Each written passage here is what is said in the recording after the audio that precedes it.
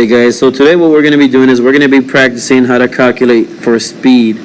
Now before we calculate, we're going to need to draw our speed triangle that we've been practicing and label it with the appropriate variables. On the bottom left we're going to have speed, on the top we're going to have distance, the bottom right we're going to have time. Now whenever you're looking at your question, you need to make sure you underline and circle what exactly the question is going to asking for. So if you look at the first problem, it says a car travels 300 kilometers in 6 hours. What is the average speed of the car? Now what I want you to do is I need you guys to underline the information that's given to you. In this case we have 300 kilometers. And looking at the speed triangle, the 300 kilometers would fall under the distance. We label it D. The 6 hours falls under the time part, so we label it T. And I want you guys to circle what exactly we're looking for and label it. In this case we're looking for a speed, so I label it with S.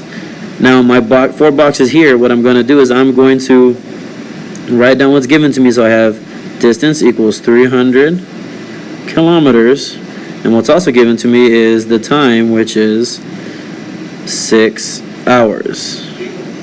Okay, on the box to the bottom you need to make sure you write your formula. Remember, whatever variable you're looking for, you cover it up.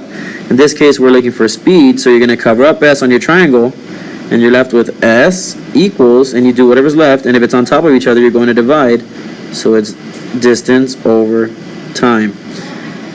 Now to show your work, you bring the same formula over here. S equals D over T, distance over time, and then you just plug in your numbers. That is the whole purpose of labeling your question. So distance is going to be 300, and label your units as well, kilometers over 6 hours, the time it took. Alrighty, and when you do your math, you do your long division, you have, remember, top dog always goes in the house, so 300 divided by 6, and you do your simple long division. 6 cannot go into 3, so it goes into 30 5 times. 6 times 5 is 30. Subtract to get your remainder. You have 0. Nothing. You bring the 0 down. 6 cannot go into 0, so therefore it is 0. Now you write your answer of S equaling 50, but you need to write your units. In this case you have to look at the way you set up your problem. Over here you have kilometers over hours, so what you need to do is just write that down as kilometers per hour, and you write your answer in the box, kilometers per hour. And we are finished.